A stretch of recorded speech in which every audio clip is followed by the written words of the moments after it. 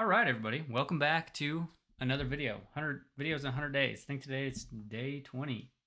And I will be 100% honest with you guys today. I do not want to do this video. The motivation is absolutely non-existent today for some reason. We did our coaching call this morning and I'm just burnt out right now. But that also means I should probably do this video. Show up in my business. Instead of just not doing the video or not showing up in my business, because that's my first immediate thought. And there's going to be days like that in entrepreneurship. There's going to be days like that in your business. And because we did do our coaching call this morning and there is some things that are fresh on my mind, I figured I would just kind of use that to fuel today's video. I didn't do a training or anything like that, but we had a couple questions that got brought up this morning. First one being around potential messaging in their content. Now, not necessarily talking about like actual DMs or conversations. It's kind of who you're optimizing to speak to inside of your actual content, inside of your ecosystems and your world and stuff like that. And the thing that I want to kind of reiterate from what we mentioned this morning to our Group Juice students was this can change like on a daily basis, on a weekly basis. It can change on an individual post basis.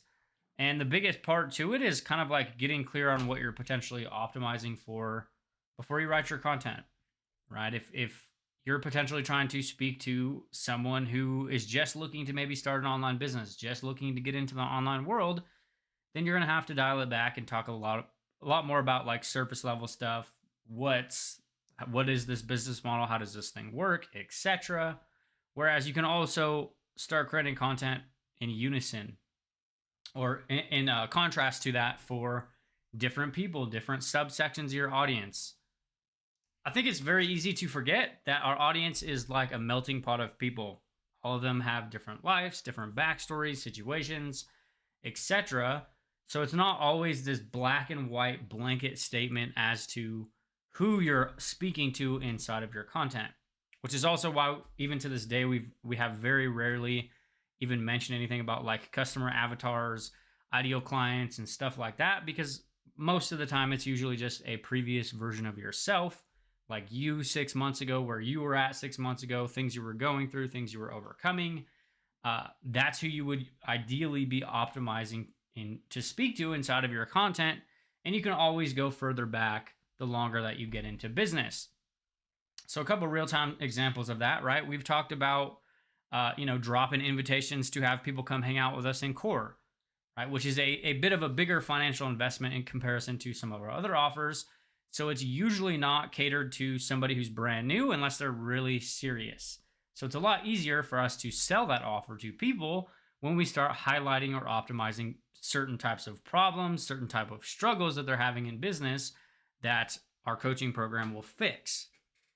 And one of the key elements as far as like having success through your content creation or generating interest around your potential products is simply doing more volume, testing more angles, testing more topics, testing more strategies, potential outcomes, pain points, solutions for people, because then you're really going to start getting enough data to see what actually starts working, what starts to hit with your audience, potential problems that they're a commonality that they're all struggling with that you can start providing solutions for.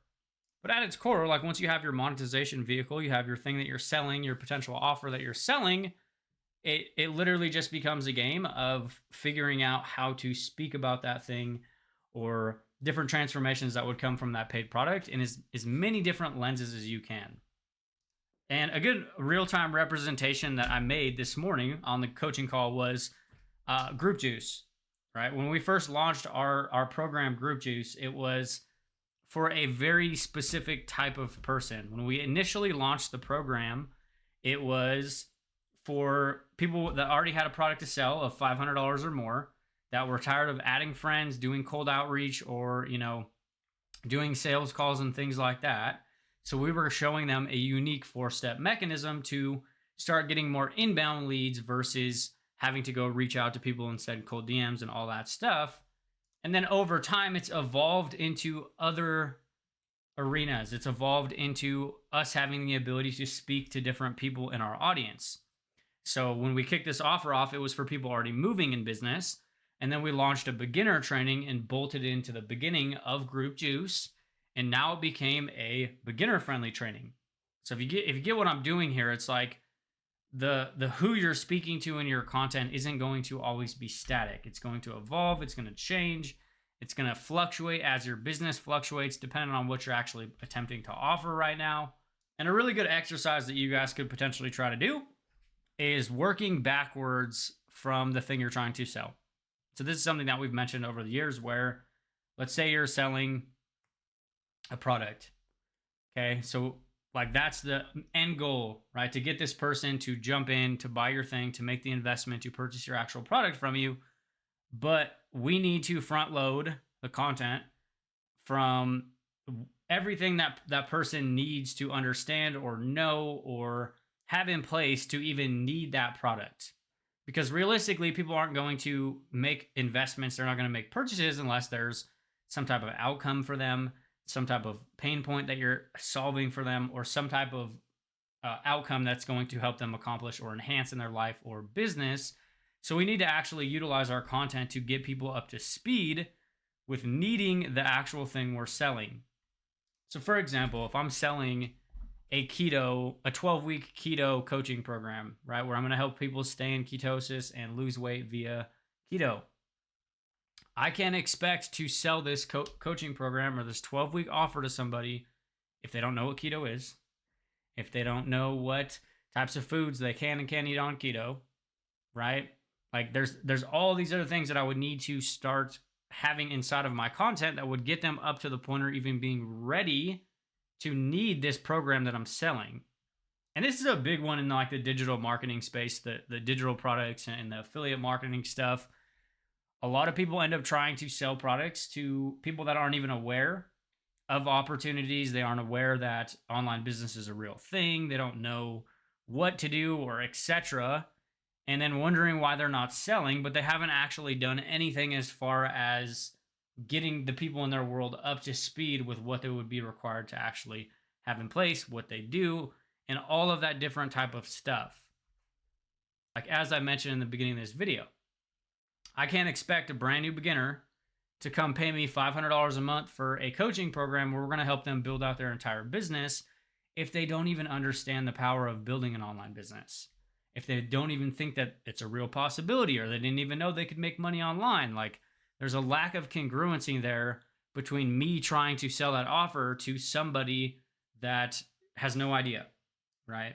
And the point of our content and the point of the stuff we're putting into our groups, into our public, TikToks, short form videos and stuff like that is to start accelerating those relationships and building attention and awareness around what it is that you do, what it is you help people do, and what it is you don't help people do. And the more that we can start doing that and front loading that in our worlds, the easier and easier that sales actually start to become, because over time your audience will start to understand and like get accustomed to knowing what you do in your business or what you help people do, what type of model you operate. It's like for our own businesses, we've been talking about group growth and monetization is in as many different ways as we can for the last few years. That's been the main centerpiece. We're always talking about the power of community, why you need it, how it creates leverage, all these other elements adjacent to the product we're selling, right? We run a full-blown program that teaches people how to grow and monetize communities with coaching, with monthly workshops. So all of the front end content is all around making that thing look more appealing, becoming better, or even showcasing why people would actually need that in their business if they don't have a group, or maybe they run a group and it's not set up correctly, or they're not actually making sales from it. So all in all, the content needs to be semi-adjacent to the product. And if you look at what I mentioned earlier, is just going backwards from the actual mechanism that you're attempting to sell, right? So ask yourself, if you have this program, you bought this program, what did you know or need to know prior before you felt confident in actually purchasing it? And that's what we need to put in our content as many fucking times as we can. Because at the end of the day, this is an accumulative game. Content, it's not one piece of content that's going to change your life. It's not one message. It's not one post that's going to transform everything for you. It is a compound effect of what you're doing over the next 6 to 12 months. And that's all I got for you guys today. If you guys have any other suggestions around what you want me to cover tomorrow, drop them in the comments. And you guys have an awesome Tuesday.